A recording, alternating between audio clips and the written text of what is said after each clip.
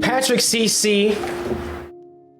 Oh, he changed the title. Okay, that just threw me off. Anyways, Patrick CC. We're talking about David Blaine today. The secret truth behind David Blaine's magic.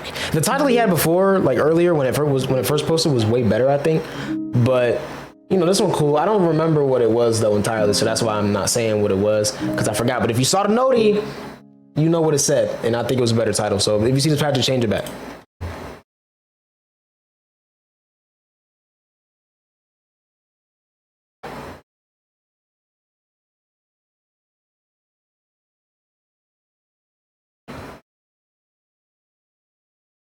All right, let's pee. Most people live their lives with the belief that magic isn't real. David Blaine is commonly known as one of the most iconic magicians in modern times, but simplifying David's stunts, illusions, and top 5 all time. Not even just modern time. Top 5 all time, bro. He's up there. This is just magic gives the assumption that it's all fake. However, standing in a block of ice for 3 days, being submerged in water for 7 days, and being trapped in a glass box for 44 days were all very real stunts that thousands of people witnessed with their own 2 eyes. Yet still, some are not convinced. Also top 5. Literally. Also top 5. All time. He has been called a fake, a fraud, a jester, and they do anything to invalidate his work. Despite the annoying critics and borderline physical torture, David Blaine continued to up the ante throughout his career. But why? Well, because he feels most alive when he is just about to die. And this is how he continuously chased that feeling. Magicians have always been entertainers who perform in front of Not really. I've seen clips and stuff before, but I ain't like watch it. Audience with the intention to bend their minds. Typically, they sport a flashy outfit, a big stage with lights, smoke machines, and additional performers to create a spectacular experience worthy of a $100+ ticket price. Their tricks can be long and drawn out, constantly diverting your attention all over the stage. The audience oohing and eyeing. The performance crescendos to the abracadabra or voila moment that sends the overstimulated audience into an uproar of applause. However, David Blaine was the total opposite of this. David wore a plain shirt and sweats. He was emotionless in the face and gave small, focused crowds of people magic on the street for free. He primarily did card tricks and some quarter tricks where he encouraged people to pay attention as closely as possible. The tricks were nothing spectacular, but what made it interesting were the reactions of the people. Oh God. Look.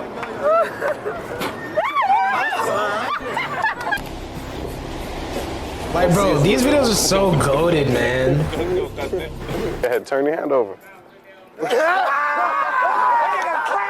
Blaine performed for all walks of life, all races, all ages, and the outcome was always the same, being utterly confused or shocked by something they saw with their own 2 eyes. His simplistic approach made other magicians hate him. When Blaine launched his first primetime television show on ABC in 1997, he was immediately met with criticism. A New York Times article was released that insinuated the virtually unknown street magician was only given a special because he had friends in some very high places. Yikes. One professional magician insisted that's next level hating right there. Blaine's best tricks could be found for about $30 at a Times Square magic shop. Jamie Ian Swiss, a magician and columnist for Genie Magic magazine, said his only skill is removing money from a wallet and handing it to a person behind the counter. Swiss asserted that ABC executives had the wool pulled over their eyes. It also didn't help that in his first major interview on Conan, he was so nervous he messed up his card trick. His first mistake was when he made this extremely choppy pass. You can see him move the deck from back to front. Then he attempts to do a double lift, which is when he grabs 2 cards and makes you think he only grabbed 1, but he struggled while trying to grab 2.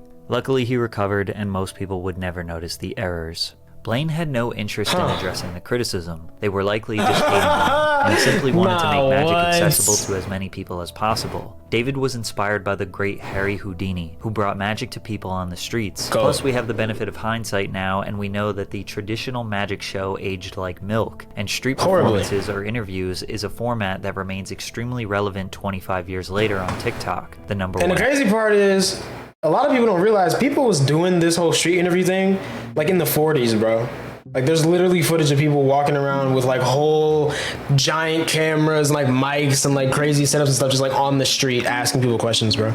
It's insane. Map in the world. However, card tricks were not enough to Maybe keep the 50s. David I don't going. think it was the He 40s. wanted to push himself to greater Something like that. limits, put his life on the line to prove he is truly one of a kind, which led to his first major public stunt, being buried alive for a week straight. Harry Houdini actually performed at least 3 variations of the stunt during his career. David was mesmerized by a poster of the final version of this stunt that Houdini never got to complete due to his early death. Houdini was going to escape after being strapped in a straitjacket, sealed in a casket, and then buried in a large tank filled with sand. So I stare at. I can't think. Maybe I haven't seen it. I don't know.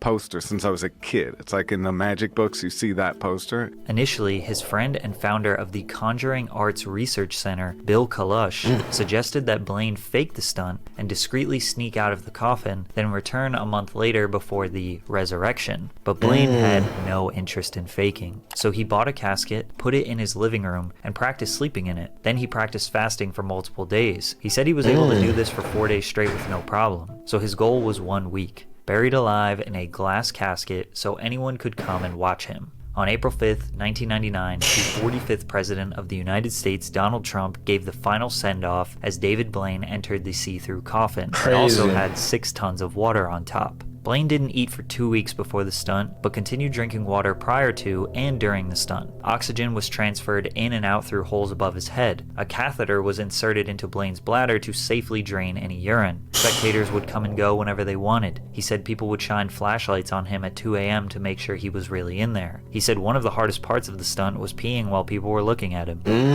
pulled a little in here for this week, but I saw something truly incredible.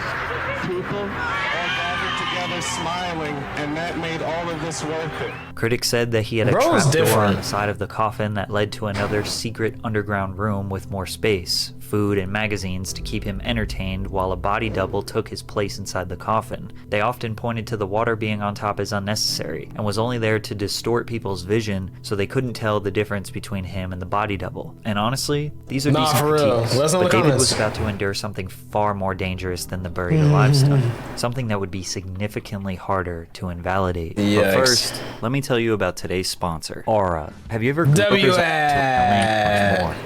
Or you can go to Times Square for 70. You love to see it, man. You really do. Free trial. In the year 2000, Blaine set out to remain frozen in a block of ice in the middle of Times Square for 72 hours. After training for a year with ice-cold water, Blaine believed he was ready to endure a stunt he called Frozen in Time. Lightly dressed in a long-sleeve t-shirt, some pants, and a beanie, Blaine began shivering as blocks of ice were placed around him. A tube supplied him with air and water, while his urine was removed with another tube. The ice was transparent and resting on an elevated platform to show that he was actually inside the ice the entire time. During the stunt, Blaine couldn't sleep because touching the ice with any part of his body for a long period of time would have caused frostbite. Around hour 55, his eyes went out, and he started hallucinating, saying that he was talking to imaginary people, and they were talking back, and spiders were crawling all over him. But he knew he was in serious trouble when he thought a few hours had passed, when in reality, only 1 minute had passed. And I was convinced that I was dead and she could no longer see me. That's crazy. As the crowd shouts, "Let him out," the assistants decide to set him free, despite David's demands to not let him out before the 72-hour goal under any circumstance. Blaine was ultimately confined in the box of ice for 63 hours, 42 minutes, and 15 seconds before being removed with chainsaws. He nearly died in that ice, but he just as easily could have died from shock after he exited the ice. He was immediately taken to the hospital for treatment. It took 1 month to fully recover. He said he couldn't move his feet for weeks. But this time, the critics were silenced. There was no way to fake this. Whether you saw it on TV or in real life, you knew this was as real as it gets.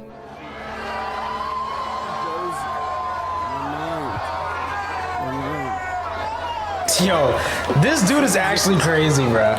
Like, actually. David told himself that he would never attempt a stunt of this difficulty in the future, but his yearning to face death would creep up again. I was about to just say 2 that. years later. That's the craziest Blaine swallowed cap a I've live ever heard snake of. and fantasized about doing you-know-what from the Brooklyn Bridge, or dangling from a skyscraper. Yikes. Nothing was too risky for him, and each stunt had an increased amount of danger to keep it interesting. Vertigo, Yikes. which accompanied an hour-long film, was extremely risky, but also beautifully artistic. In the middle of Manhattan, Blaine stood atop a 2-foot-wide pillar nearly 10 stories tall in New York City for 2 days and 2 nights, with no food, no water, no sleep, and nothing to sit or lean on. This is one of his most underrated performances. Insane. 99.99% of us could not even stand for 35 hours straight, Literally. let alone being 100 feet in the air, constantly battling the wind. There was no safety net or precaution set in place in case he fell. But the beautiful part about this stunt was its impact on the people. Thousands of New Yorkers halted their hectic and strenuous lives just to look up at David. I think one of the most profound things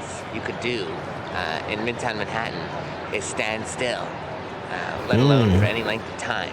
You know, to stand still for hours upon hours, a day and a half, in fact. This is a profound gesture for New York right now. As David put his mind and body on the line, he began hallucinating, which caused the buildings and structures around him to look like animal heads. Then, at the last hour, David jumped off the pillar, not on a cushy airbag, but rather a pile of empty cardboard boxes, and he somehow executed the jump perfectly. David was not just some lunatic adrenaline junkie. That's insane. He was a performance artist who sacrificed his well-being for your entertainment. He even refused to get into personal relationships. I know that if I had kids, I wouldn't want to put them through the feeling that their father's in danger, which is why I am reluctant to get into a relationship and think about that right now. This led to so many people wondering why. Why is he constantly putting his life on the line? Is it really for the sake of magic? Well, the motivation behind all of David's stunts is actually much darker than we thought, and we learned this while he was preparing for his 2003 stunt, Above the Below, where he'd be confined in a 3 feet by 7 feet by 7 I've feet seen this one. transparent plexiglass box suspended 30 feet in the air in the middle of London. His goal was to stay in this box for over a month. I also consider it something that, for me, is like the ultimate truth. When you live with nothing, there's no distractions. You're just there as you are, struggling. I think that's the purest state you can be in. Blaine later expressed how he loved the idea of death and hated life. So these stunts really make me feel great, and I love making people watch suffering because I had to watch it my whole life. Watch people I loved and were close to deteriorate and die. I saw everybody I knew, my mother, my father, drop dead. I feel the most alive when I'm going through these experiences. Yikes, man. There isn't much information about David's personal life and childhood. We know he was raised by a single mother. He says his father was never in his life. His mother was his first fan. He spent his days as a 10-year-old reading magic books, practicing tricks, and performing them for her and her friends. At 15, she developed cancer, so his magic became her escape. When he was 17, he moved out of their New Jersey home and ventured into the Big Apple. Sadly, just 3 years later, she passed away. We know today that David is a very positive, forward-thinking, and happy man, but for the most of his career, he had an extremely dark presence. It's unclear if his persona is just an act, or if it really is him wearing his demons on his sleeve. But either way, if he didn't survive his next stunt, Blaine wanted to be remembered as the greatest showman of all time. In September of 2003, Blaine sealed himself inside the box. A webcam was also installed inside the box to observe his progress over 44 days. Despite Blaine clearly partaking in this endurance stunt, many became skeptical, with some theorizing that he used holograms or body doubles. People were also suspicious regarding his starvation, claiming his water supply was laced with nutritional glucose and sodium supplements, which he adamantly denied. David wasn't prepared for the hostility that came with being in a foreign country. Blaine was pelted with eggs and paint-filled balloons. Golf balls were also struck in his direction from Tower Bridge. Tabloids who were skeptical of his performance took the opportunity to stage barbecues beneath Blaine and even flew hamburgers up to his box using a remote-controlled helicopter to taunt him. One man even attempted to sever the pipe that was supplying him with water. But don't get me wrong, the support definitely outshined the hate, and they kept his spirits high until the stunt eventually ended after 44 days. That was different. David works closely with different, man. scientists and health professionals to study the human body through his performances. A lot of the time, they end up with more questions than answers. The New England Journal of Medicine published a paper documenting his 44-day fast and stating his refeeding process was perhaps the most dangerous part of the stunt. Blaine only drank distilled water during his time in the box. The water lacked important minerals or vitamins. In the hospital, he was injected with an IV to replenish his system. However, his body almost went into shock, which nearly killed him. The study reported that he lost 24.5 kilograms or 54 pounds, which was 25% of his original body weight, and his body mass index dropped from 29 to 21.6. Ironically, though, it was David's biggest failure that got him the most attention. His failure came from attempting to break the world record for holding his breath underwater. The classic. As a young magician, I was obsessed with Houdini and his underwater challenges. So I began early on competing against the other kids. By the time I was a teenager, I was able to hold my breath for 3 minutes and 30 seconds. I would later find out that was Houdini's personal record.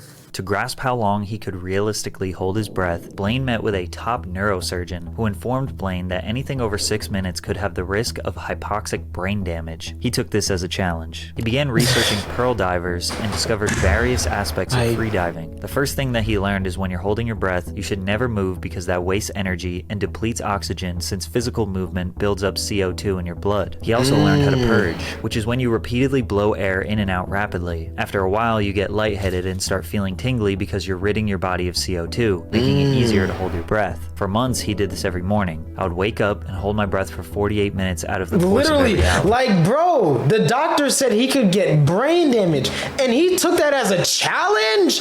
Like, I don't think y'all understand, bro. David Blaine is a real-life anime character, bro. It's only a matter of time before he actually goes Super Saiyan and, like, changes his hair color by himself. I'd No breathe for a dye, no minute, nothing. hold Just my thinks breath for about it, 5 and it minutes changes. immediately after, and then right after that, breathe a minute, hold for 6 minutes, and keep going for all the way up to an hour. In that process, your CO2 levels become so high, your body has to work like a marathon runner to get rid of it. By the end, his brain was completely fried and suffered awful migraines. He also lost 50 pounds in 3 months when he learned that the thinner he was, the longer he could hold his breath. By eating so well and training hard, his resting heart rate dropped to 38 beats per minute, which is lower than most Olympic athletes. Blaine figured he could place a water tank at Lincoln Center in New York City, and if he stayed there a week without eating, he would get comfortable in that environment. How? No, wait a minute. Because what's the frequency of that? Hold on.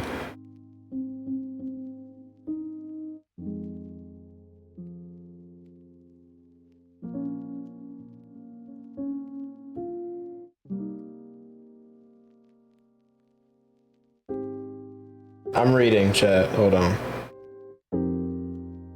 Okay, I'm just seeing a bunch of blogs, man. Never mind. Slowing down his metabolism. I don't feel like doing the math. Hold his breath for longer. But he was wrong. Blaine entered the sphere for a week before the scheduled air date, but producers confronted him and told him that just watching somebody holding their breath and almost drowning would be too boring for television. In response, Blaine added handcuffs, which he planned to escape from. I'll have to escape from all these chains, and if not, I will drown, and the world will see something pretty insane. Blaine was submerged underwater and remained there for 7 days while attached to a breathing apparatus. He underestimated how painful his hands would be after they shriveled up. When 7 days had passed, Blaine attached the chains and handcuffs, removed his oxygen tube, and then attempted to escape while holding his breath for longer than anyone in recorded history. However, because of the movement, Blaine was wasting oxygen. After he passed the 7-minute threshold, he began having convulsions and gradually blacked out. Kirk Crack, his trainer and a diving expert, sent divers to release him and pull him from the tank. He failed to beat the record, and doubters all over the world celebrated his defeat. But he allowed researchers at Yale to examine him after the stunt to see what they could learn about how the body responds to an underwater environment, which he saw as a big victory.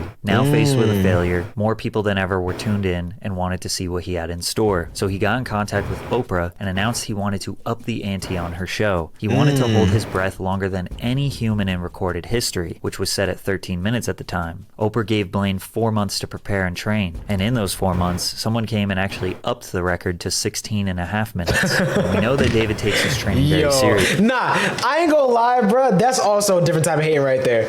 Bro said he wanted to beat the record, and someone else took it upon themselves to make it even harder for him. That's next level behavior, bro. It is. But when it came time to do this stunt, things started going wrong. Blaine wanted to do the challenge face down, floating on the pool. But for TV, they wanted him to be upright so they could see his face. The other problem was that the suit was so buoyant that he had to strap his feet in to keep him from floating. It made him extremely nervous, raising his heart rate. On top of that, they wanted to add a heart rate monitor. The monitor was placed right outside the sphere, meaning every time his heart would beat, he'd hear loud beep noises, which made him even more nervous. Normally, his heart rate would start at 38 beats per minute, and while holding his breath, it would drop to 12 beats per minute. This time, it started at 120 beats, and it never went down. He became more nervous, increasing his heart rate up to 150 beats. At 8 minutes, he was 100% certain he would not be able to complete the mission. For the sake of Oprah's show and his unwillingness to fail, he would fight until he blacked out. At minute 12, he started to have ringing in his ears, and simultaneously, his arm began to go numb. He was showing signs of a heart attack. At 13 minutes, he started feeling pains all over his chest. At 15 minutes, he was suffering major O2 deprivation to the heart. His heartbeat would go from 120 to 50, to 150 to 40, to 20 to 150 again. At 16 minutes, Blaine cautiously slid his feet out of the straps to make it easier for the rescuers to take him out if he suffered a heart attack. Then suddenly,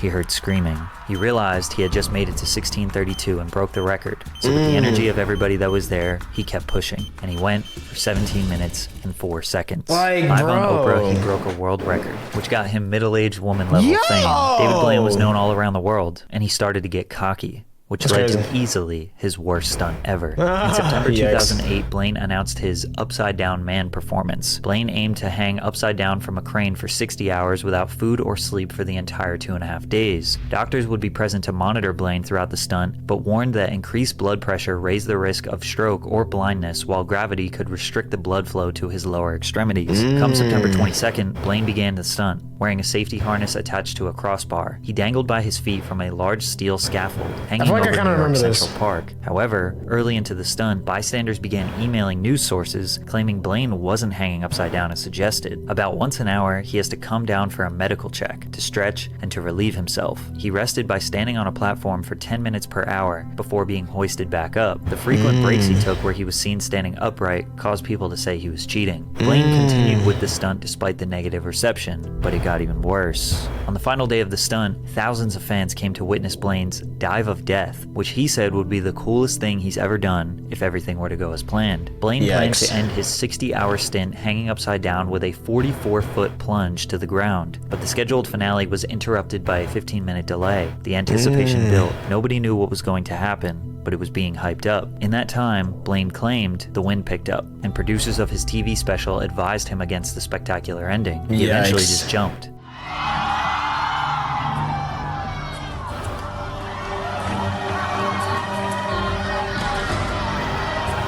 The crowd didn't know if the stunt was actually performed, which led to this extremely anticlimactic situation where he was caught midair, then awkwardly dangled above the ground for a minute before being slowly carried away into the night sky. The New York Daily News ridiculed Blaine with the headline, "Give us a break." They said that there were more boos than cheers as the stunt ended. Blaine accepted responsibility for the outcome, disappointing fans. I knew that it didn't work right when all my friends called me up and said, "Wait, what happened?" This prompted a little break for David. He was world famous now and made some decent money from his movies and his book. He became a go-to talent for celebrity birthday parties, corporate events, and charities. He didn't want to rush anything to avoid another catastrophe. Plus, something amazing happened. In 2011, he had his first child, Dessa, with his then girlfriend, Alize. David always said that if he had a wife or child, his performances would slow down, and that's exactly what happened. Okay, maybe just one though, because being electrocuted was something he always wanted to do. Becoming a dad, it changes you. You now have a purpose in life. I think differently about what I'm doing,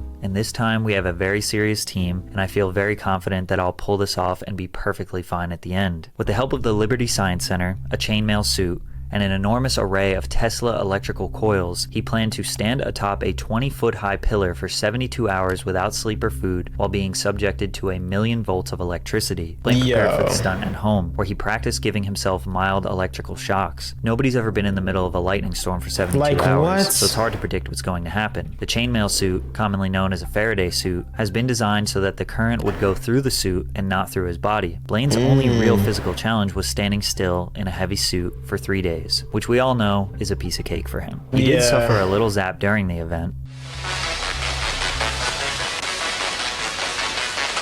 Oh, what was that? but he recovered very quickly. Although the stunt looked incredibly dangerous, it was more of a visual art piece than an insane endurance stunt, especially compared to his previous work. The event was broadcasted live on YouTube, entitled Electrified. Viewers located in London, Beijing, Tokyo, and Sydney had the opportunity to take turns controlling which of the 7 coils were turned on and at what intensity. They could also play music by producing different notes from the coils. The event had various entertainers and gave off the vibe of a festival or a big party. Everything went as planned, and Blaine completed the stunt after spending 3 days and 3 nights standing in the middle of 1 million volts of electric currents. That's insane, bro. Afterwards, he could walk with assistants, speak, and engage with others before being taken to a hospital to be examined. David successfully cheated death on multiple different stunts for 15 years. It was time to go back to his roots. In 2013, Blaine starred in a 90-minute ABC television special titled David Blaine, Real or Magic. He ventured across America from New York to Los Angeles and visited tons of A-list celebrities like Robert De Niro, Jamie Foxx, Ricky Gervais, Katy Perry, Kanye West, Michael Phelps, President George W. Bush, among many others. In 2016, he had another special titled Beyond Magic. It followed the same formula as the last and featured another wide range of celebrities. Funny enough, it was these clips that made the rounds on social media that made him extremely famous to Gen Z. They probably don't even know him from his performance art, but rather his sticking a needle through his arm or putting an ice pick through his hand. By the way, both of these tricks aren't really tricks. He just performed it so many times until he built up enough scar tissue so he wouldn't bleed. Same thing with him eating glass. There's no trick. He is just eating glass. Oh, and making frogs magically appear out of his mouth? Well, he has to fast for 36 hours, so he has no food digesting in his system. Then he drinks multiple gallons of water so the frogs have a safe place to live in his stomach. He swallows them. He can keep them there for as long as 3 hours while he does other things. Then he can force them up his esophagus and freak out his audience as they come out of his mouth. His final stunt in 2020 consisted of him strapping his hand to a cluster of 52 helium-filled balloons using I still haven't watched the full special of this. Harness. He ascended nearly 25,000 feet into the sky before he released the balloons and free fell for a couple of seconds before deploying a parachute to slow his descent. Easily the most beautiful visual performance he has ever created, and it was all dedicated to his daughter. At one point, the world was convinced we were going to watch David Blaine die performing. He probably thought he would too. It seems like he wouldn't have even cared, as long as he secured his legacy as the greatest performer of all time. Now he has a daughter to take care of, and a mission to keep magic alive. He has inspired a whole new generation of magicians on TikTok. I feel like I am constantly seeing people perform magic tricks on the For You page. And if you think about it, Mr. Beast has used David Blaine's formula to become successful. Buried alive, starving himself, 24 hours in ice. However, Mr. Beast is pretty transparent about it being for views, money, and entertainment rather than straight up endurance art. It's sad that many people still to this day do not see the greatness in David's career. They try to find anything to negate the validity of his performances. Which is crazy because honestly, me personally, I've never really heard anyone hating on David Blaine. Like, that's crazy, bro. Puzzle they feel like they need to figure out. As we all know, magicians never reveal their secrets. And the real secret is how David survived his performances throughout the years. I'm not sure how, but I'm really glad he did. Literally, bro. Like, what kind of, who knows what he's on, bro? But he's got to be on something. Something, bro. After all of the stuff that he's done, he has to be on something. So whatever it is, I guess shout out to whatever he's on, man. Good video.